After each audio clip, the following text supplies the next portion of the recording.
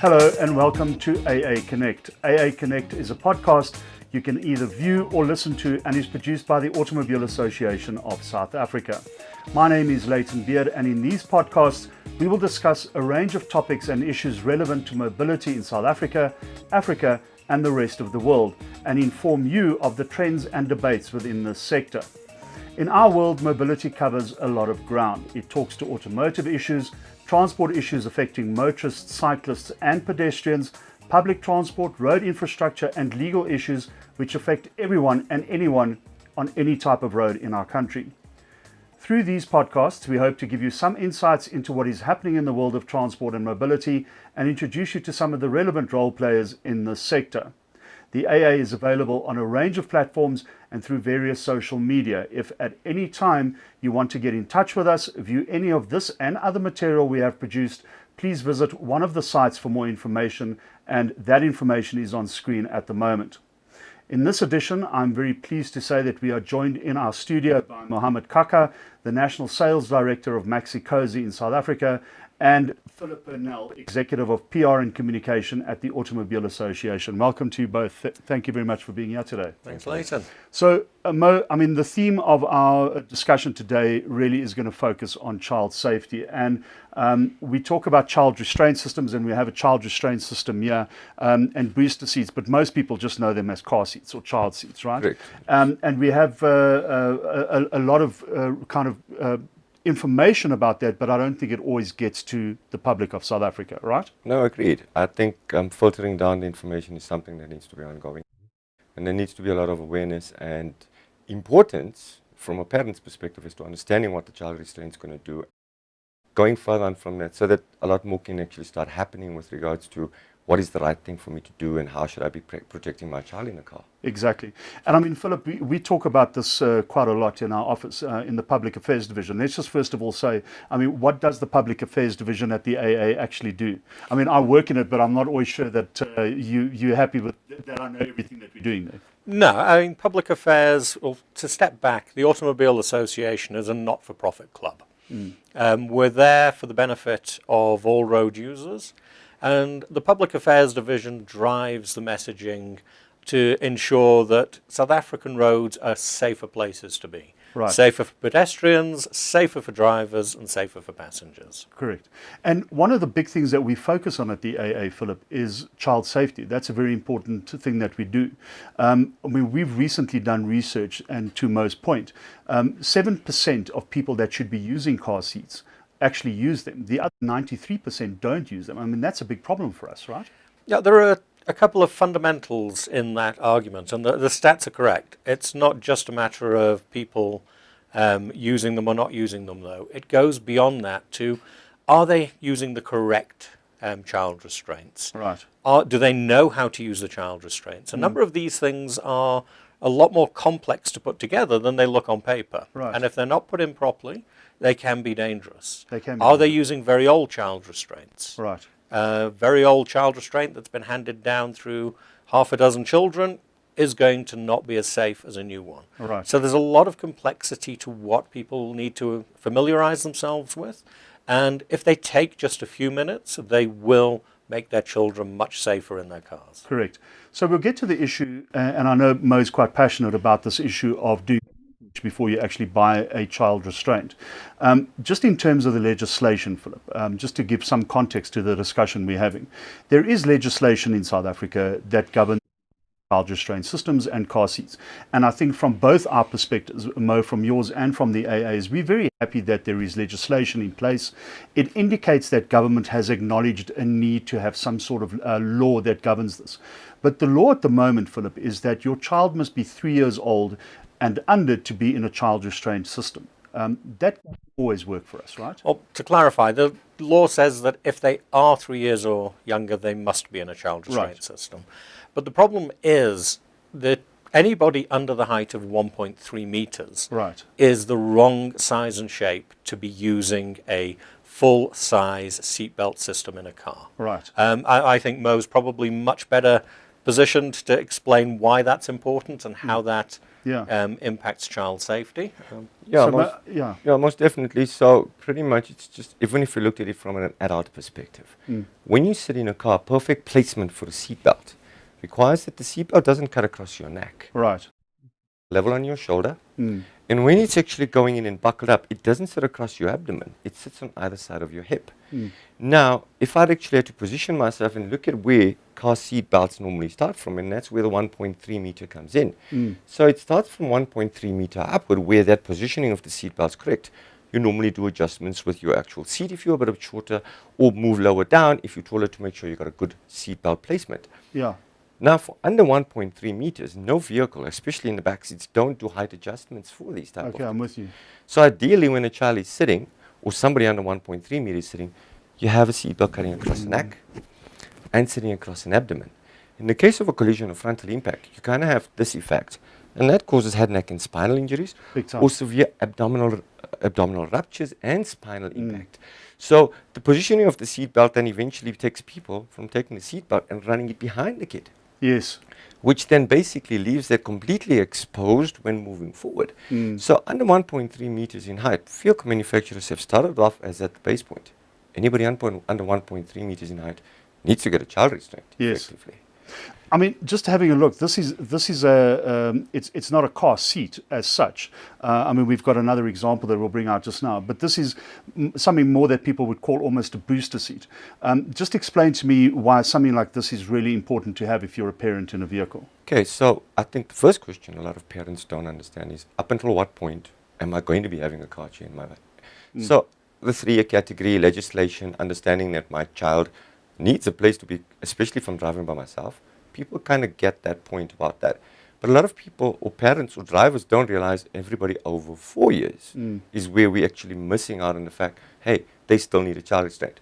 It's often So it's baby, and then maybe just in that little gap in between, and then getting a little bit older. yeah, so people think that this is actually a baby car chair, but Yeah. this is catering for somebody from 4 years up until about 9 years. Okay, wow. And that's the category that a lot of people are eliminating and kind of going, oh, well, I don't need a baby car chair. It's not a baby car chair. It's a child restraint to cater for your 4-year-old to 9-year-old. And there's also various ways of it working in terms of Isofix, a normal seatbelt. But we'll kind of get into that a little bit later. Tell me a little bit about Isofix. I mean, I think, one of the things that I think a lot of people get very nervous about is they walk into a retail outlet and they don't have access to a Mo who's going to stand there next to them and buy this unit, and they see words such as Isofix on a product, and they go, well, what the heck is that? So what exactly, just clarify for us, what exactly is Isofix? So I think indeed you're right. It's a common thing. People go, what is Isofix? Even when purchasing a car, you'll find that that's an optional extra. And people go, what is an Isofix? Yeah. Effectively, Isofix is a universal standard width of anchorage points in a vehicle that caters specifically for car chairs. And why has that become why has standards pushed for that type of thing? In vehicles, you find different seat belts for different vehicles, different lengths. They are minimum lengths, but you find that the complexity around having these car chairs installed in the car with the seat belts sometimes does cause an Can you equipment. just show us on this, for instance? This is completely standardized across all vehicles. If it says Isofix on the seat and it says Isofix on the car, the two should work together, yes or no? Correct. So there's a standard in terms of your Isofix brackets as to what they should be doing and their placement thereof, the width and the forces required to be able to keep those Isofix brackets in place. If you've got a vehicle, just before we get to the actual what Isofix is, and you don't know whether your car has Isofix or not, two very critical things that I think people need to do. First of all, on the back seat of that vehicle will be a little piece of cloth that's been sewn into the seat that says Isofix. So that's the obvious way that you can check. And please, for goodness sakes, if you are a vehicle owner, read the manual and go to the section on safety, and there will be a section there saying this car has Isofix, and if it doesn't say that, then chances are that it doesn't have Isofix, right? Most definitely. So Isofix in a vehicle, on the back seat, in between the seats at the bottom, there is something that's mounted to the chassis of the vehicle, and then you buy the car seat, and then just explain how that fits into it. Okay, so if this were the backrest of the actual vehicle, Right. and that would be the seating area, and like you've clearly indicated, you'll kind of find them meeting at the center here. Right. Okay. It's two little metal brackets that sit here. They're predetermined in terms of width. You can kind of stick your hand in if there's no clear indication in some vehicles, or they're marked. An Isofix bracket car chair, or most car chairs, will pretty much come with a simple technique of extending a rail that basically locks into that particular bracket. And what it's doing, it's affixing the car chair now and making part of the structure or the vehicle structure's chassis. Exactly. And it's fairly simple. There are also two different types of Isofix. Right. One being, or all vehicles need to have the bottom end Isofix, which are the two here. Yes. Newer vehicles are coming out with what they refer to as top tether. Yes. A top tether Isofix bracket is generally located under the rear or behind the car chair, so depending if you've got a dashboard, or on the back seat if it's an SUV. Yes. What that third anchorage point does is it also works in order to ensure that a support leg is not then required for a particular car chair. Okay, and we'll get to the support leg. I've seen some child restraint systems that have Isofix that have a belt that goes from the top, the neck area, and that extends into the boot of the vehicle and clips on the back there. So just kind of providing that extra bit of stability there. I mean, when we've seen some car seats in the past, both Philip and I have been to Munich to view some of the cars that we've tested being done there, and they've got a warehouse full of the child restraint systems that they've tested. And some of the earlier models of the child restraint systems actually make you quite scared. I mean, there were things that parents would blow up like a little pool that you'd put a child on to sit on, and that would be it, and there'd be no kind of anchorage of that system to the actual vehicle. But this Isofix gives you that it's a solid feeling of a child seat in that vehicle, and so if you're involved in a crash, you've got the child in the child seat with a safety belt, and it's going to give them that protection. Most definitely. So what it does effectively do, it allows this child restraint to perform optimally in a case of collision. Now, I mean, you've got this in your vehicle, the child gets put into it, and then just explain the seat belt is going to come around the top, and you were saying earlier that these lights will light up at the bottom here, enabling the child to put the seat belt on. Okay, so when we're actually looking at the car seat belt, what we're looking at in terms of a booster seat, ideally what we have is a child, typically for this car chair, who's probably around 4 years old. Right. Doesn't require a 5-point safety harness to hold him like you do in traditional baby chairs, and is going to now require that the seat belt is correctly adjusted. So child restraints in this category will adjust according to your child's height. Beautiful. So if we needed to adjust to a 4-year-old, we simply do that there. And I'm going to show you more or less a routine guide of where the seatbelt actually fits in. So effectively all you're doing is the seatbelt is now going into a routine guide. And by adjusting the headrest, that will always be in line with the shoulder based on your child's height. Furthermore, on either side, it's correctly guided the seatbelt to the correct placement on the hip, and is not allowing the seatbelt to sit up here. Beautiful. So what this is effectively doing is your child's growing up in terms of height, or whatever their capabilities in terms of height, is giving a proper correct placement. On newer models like this, what's also been trying to do is trying to advocate at an early age for kids to kind of buckle themselves up all the way through. Because the minute the child gets out of this, he's going to get into your car, and he's also, instinctively going to take the seatbelt and put them on, because they've been doing it for so long as a child, as a toddler, growing up in one of these things, right? Definitely. And with that, we kind of have newer models where you kind of sit here, darker corners in the car. We generally find parents finding it a little bit difficult, kids not finding buckles. So you have lighting on the side that kind of guides you to where you. So it makes it basically as simple as possible for you to buckle. And for the driver of that vehicle, it's important to know that there's no activity behind. There's no kids shouting and screaming, hitting each other or moving about, causing a distraction. The child can sit in this with a sippy cup. They can be calm, and they are anchored in that vehicle, just as the driver and the front passenger are anchored in that vehicle. No, definitely. And I think we've had some discussion before where kids kind of sit down there and they want to look out at the window. Yes. And the easiest way to do it is to actually unbuckle themselves up and kind of stand up. Yeah. Whereas these booster seats provide for that. It's actually adequately taking into account that this passenger is going to have a good safe trip along as well.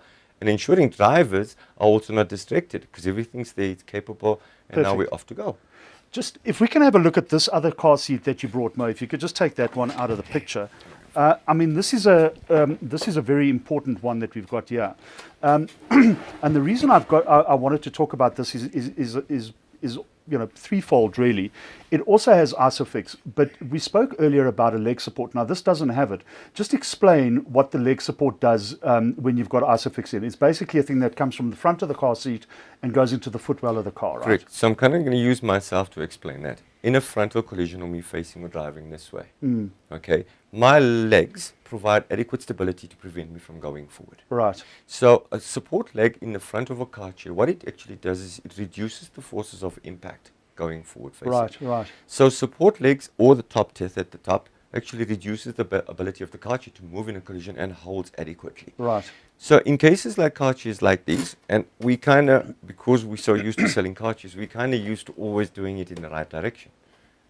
So on that car chair, it's a frontal facing car chair. But here we're referring to a rearward facing car chair. And this would go in the front seat. In the front seat of a vehicle, if the airbags have been disconnected. So very important point you raised there. I'm a responsible adult. I want to get a baby seat or child seat for my baby, and I buy this, and I think I'm doing the right thing. And I use the Isofix that's available on the vehicle, and I put it in the car, and it's rear facing, and I can see my little one while I'm driving. But I don't actually understand that I've got to deactivate the airbag, the front passenger airbag, and perhaps even the front curtain airbags, to make sure that this is, safe for the child. Correct. So just to kind of get to why it is so important is that direction of travel for children under 15 months, in terms of in terms of research, clearly indicates that a child cannot be able or is not capable of dealing with frontal collision. Right. Or dealing with whiplash. Right. Why is that? Your child's head is heavier than the rest of the body up until 15 months. Okay. If you kind of come to a point where your child starts walking, it indicates that the child's neck, head, and spine are not strong enough to deal with the whiplash. Okay. Why is it so? You're capped, you're restrained, and your neck does this. Okay. So rearward-facing child seats can never have an airbag in front of them. Okay. Indicating to you, kind of with the car chair, if this car chair was facing forward, I had a collision, this child's head would pretty much flop forward. Right. We want to eliminate that, so we effectively take them and run them rearward. Okay.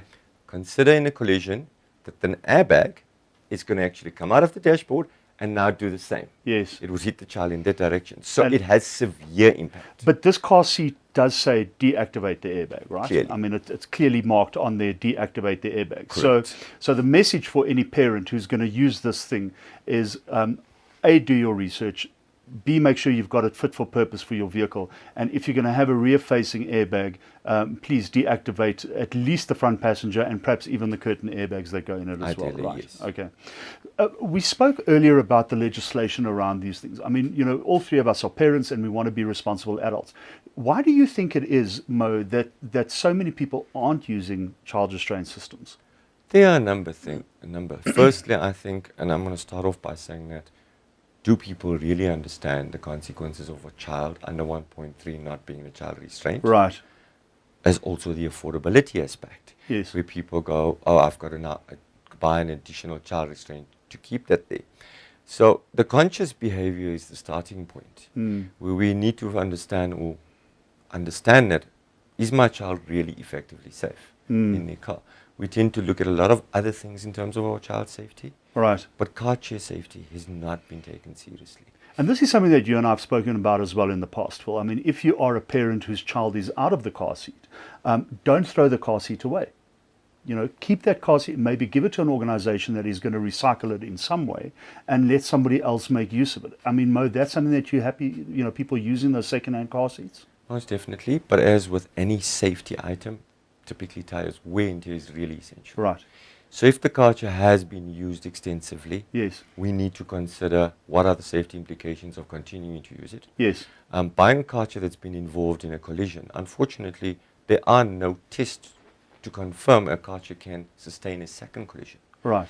So having to ensure that what car chair you are getting has never been involved in a collision is really important. If you're purchasing a second car chair, handing down kind of is going to be a little bit easier because you are doing it to somebody and saying, I'm not giving you a car chair that's been involved in a collision. Yes. But wear and tear is essential, and these car chairs do have a life. At some point, depending on the manufacturers, you'll see some of them tell you after 10 years, discontinue using Discontinue use of them, Can I right? just pick you up on something there, Mo? So, if I'm involved in a collision, and we're not talking about a tiny bumper bashing, we're talking about crashing a car, I need to change my baby seat. Okay, 100%. And we've done research, or there's research being done in that avenue, where it pretty much says if there is a child in the car chair and a collision in excess of 30 kilometers per hour has occurred, that car chair cannot be utilized again. How fast? 30. Wow, that's not So- fast at all. Okay. If there's a child in the car, in the car chair, if the car chair has been stuck in the car and you're driving at 50 kilometers per hour, that would change the dynamic. Remember that the child exerts forces on these car chairs. Our research has clearly indicated after 30, there's no guarantee that the car chair will sustain a second collision. So, But So there the, are- the right thing to do get is change the seat Yes, straight away. it's changed. There are affordable car seats on the market that are good quality, that have got good safety ratings, that are available to people if they are on a budget, right? Definitely. Okay, so you don't have to always go for the most expensive option. You don't have to go for the highest rated option. It's all about creating as much as you can in terms of safety in that vehicle, yes? As with anything good in life, or affordability, what we kind of need to do is you get a car chair that's exceptionally easy to use. It's got LED indicator lights indicating to you that the car chair installation is correct. And they could be a lot more expensive. Yes. And then you get car chairs that do exactly the same purpose, Yes, but indicate to you without an LED light. yes, So you could also then go to the point where I need to do a little bit more. Yes. So making your life easier is what actually changes the affordability right, perspective of I'm that. with you. In terms of the legislation, in terms of car chairs that are being sold on the South African marketplace through reputable dealers, they will ensure that the car chair meets the NRC's homologation standards. Mhm. And NRC basically works for European standards, and there are levels within the European standards. Are the standards for car seat usage in South Africa good enough? The standards, yes, and it is being pushed a lot. It's being pushed a lot more towards achieving a higher level of safety standard. Good. All So right. safety standards are acceptable in terms of what they require. The message I'm getting from both of you is that even if you are working on a budget and you're looking for something more affordable, there is something available that you can get. You don't need to get all the bells and whistles on it, but get something. Make sure your kid is safe, right, Philip? Research, research, and research. Right. Then go out, shop, and shop. Then make a real decision. Right. Don't And, just go out to the shops, pick something up because No. it's cheap, Yes. or because it's the most expensive in the shop. Yes. Make the right decision for the right reasons. Exactly. For the safety of your child. Right. And the cargo is valuable. It's invaluable.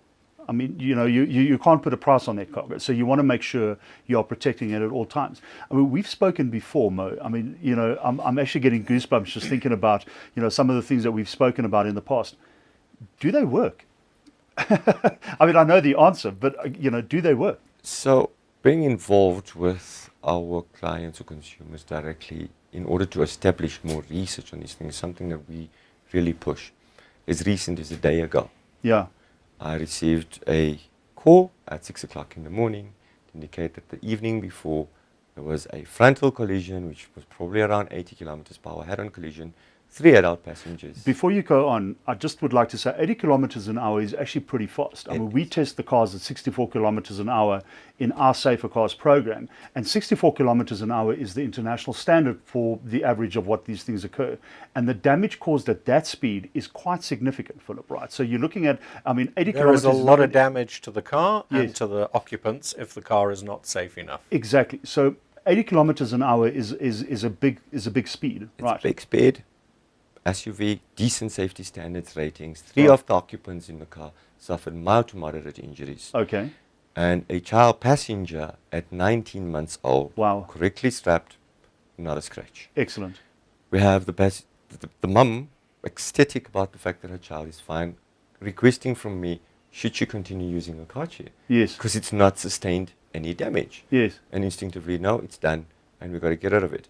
We also had a collision of a rollover after 100 kilometers per hour of an SUV. Yes. And we had dogs in the car that were flown 15 meters out.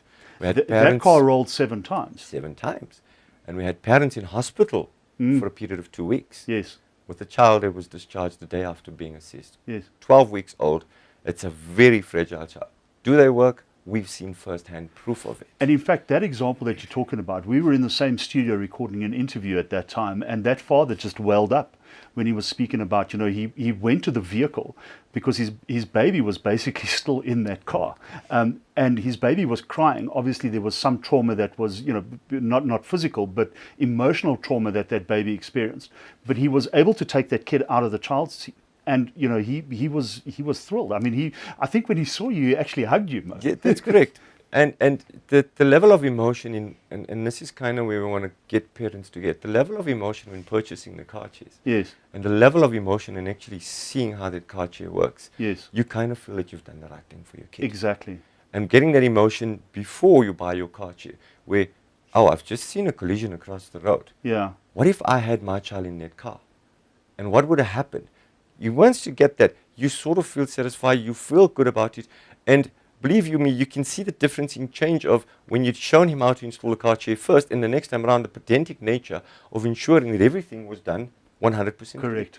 So there are exceptionally good stories about. We've not had a problem or anybody come to us complaining to us, I should not have had my child in a child restraint. So it's not unusual for people of a certain age, and I'm looking at you, Leighton, Yeah. to say, but we didn't need this stuff when we were young, Yes. and we were fine. Yes. And the simple reality is you weren't fine, you were lucky. Yes. You were Just lucky. that basic, isn't Exactly. it? Yeah. Correct. I mean, just to your point as well, when we crash test vehicles now, people are telling us, but back in the day we didn't need all of these safety features. Well, you did. You just didn't realize it because you were lucky, and there may have been fewer cars on the road. Unfortunately, we hear the good news stories about the people who have had their babies in these car seats. There are unfortunate stories of people who didn't, and they should also act as a lesson to people who are preparing to have children or who have very young babies. Don't compromise on this. Get a car seat. We've got feel-good stories. Car rolled 7 times, father went and got the baby out, everything ended well. But we know stories, and we've heard stories of car rolled twice and baby died because they weren't in a car seat. They were on the lap of the mom, or they were jumping around on the back seat. It's not good enough. I often utilize a very simple analogy. You would not drive your vehicle with a simple thing like a brick on your back windscreen. Yes. Because you understand that if I press my brake, that brake is going to fly. Yes. And we're talking of a 500-gram object. Yes. And we understand when we have a look at this and we analyze it, we can understand, whoa, that's a lot. Now consider your child starting off at 3 kilos. Yes. What type of forces are involved? Exactly. And that's kind of gets to you and grips to you to say, okay, I need to get something. And then you start researching. Yes. And you find out, whoa, I'm actually doing the right thing here. And it raises another interesting point. I'm not going to go into too much depth on this, but some of the technology internationally, and I know specifically in Europe, is looking at pet restraints. Where people are driving with their dogs in the car and they're putting their dogs on the back seat and they're not restraining those pets or those animals. And to your point, in a collision, that pet also becomes a very heavy flying object, and you've got to restrain them. I'm not equating pets to children, obviously, but the point is made is that anything in the back seat needs to be anchored down, and that includes your child as well. Excellent. I want to thank Mo and Philip for being here, and I think we have really learned a lot about child restraints and the importance of those child restraints. And if you do have a baby or you have a toddler in your home, please do not compromise. Get one of these units and make sure that you and your child are safe when you're driving. Thank you, and until next time.